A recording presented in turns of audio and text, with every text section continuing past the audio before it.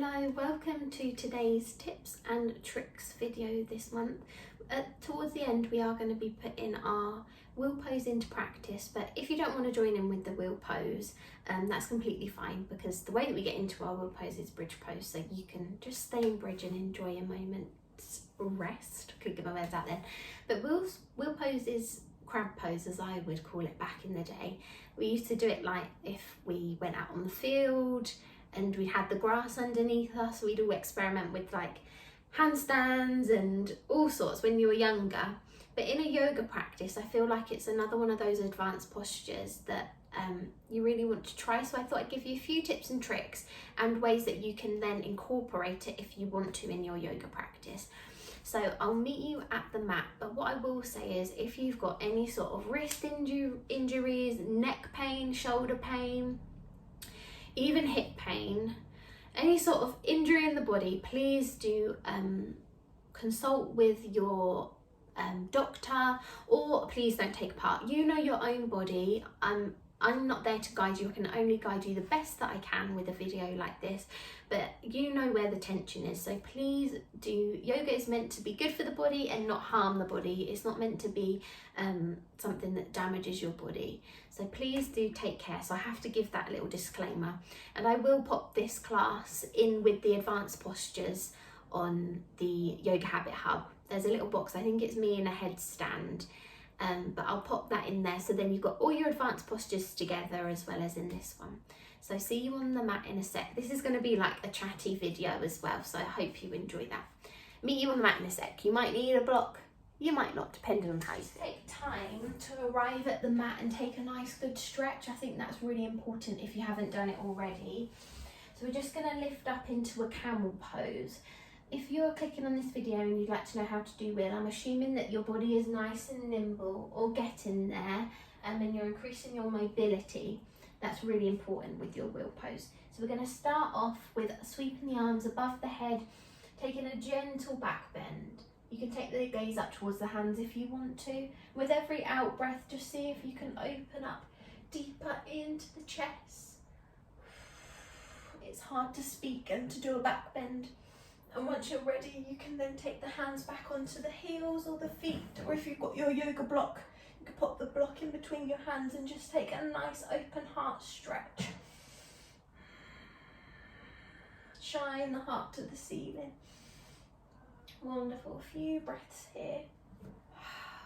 When you're ready, peeling up and taking a puppy pose. Arms out in front, hips and knees are stacked. Forehead or chin on your yoga mat, and breathe. Open up into the shoulders. Really important, any sort of shoulder opening for your wheel pose. Just taking a few moments here.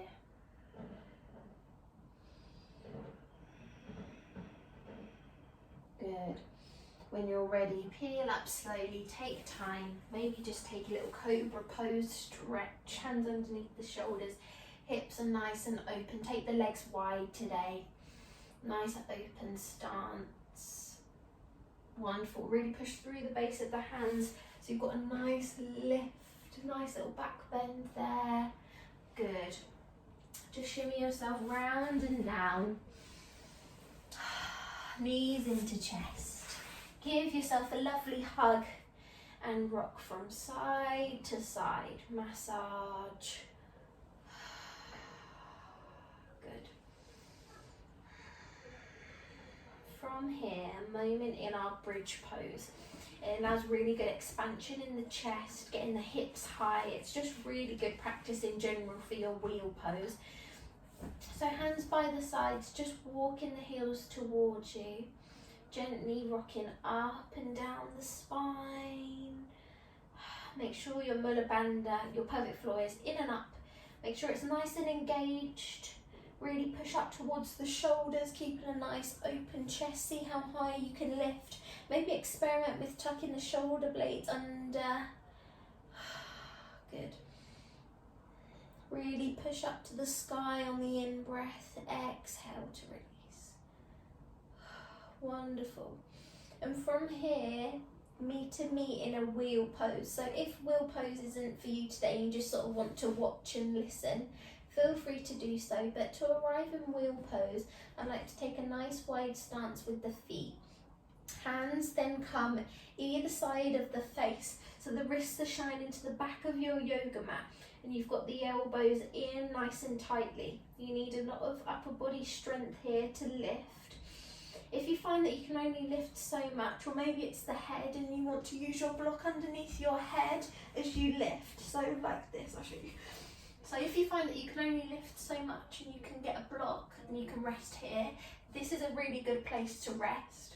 Or if you can lift all the way up and try and take the gaze down between the hands, shine the heart and the pelvis high, and from here you can experiment. You could lift up onto your tiptoes, you could experiment with shifting the weight and lifting one hand off.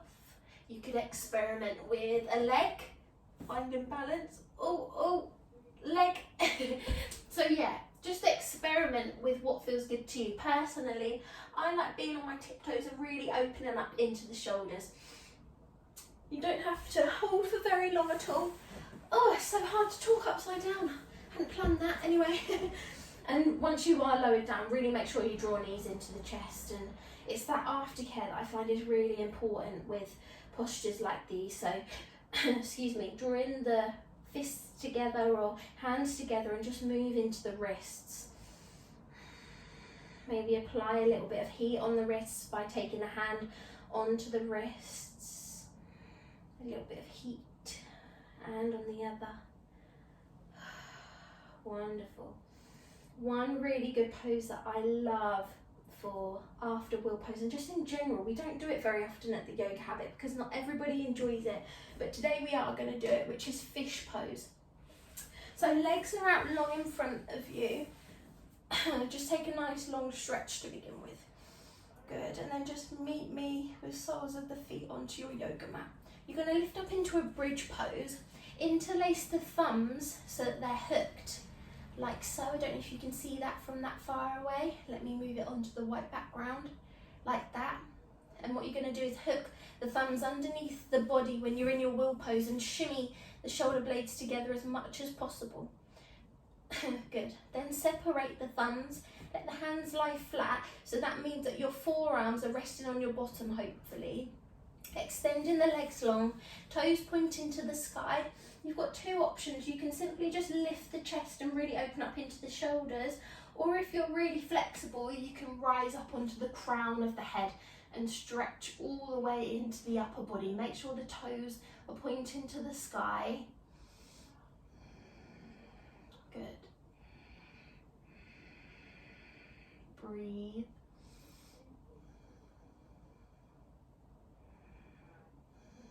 When you're ready to untuck, release, and lie in Savasana. God, it's so hot today. I've struggled doing that on a hot day.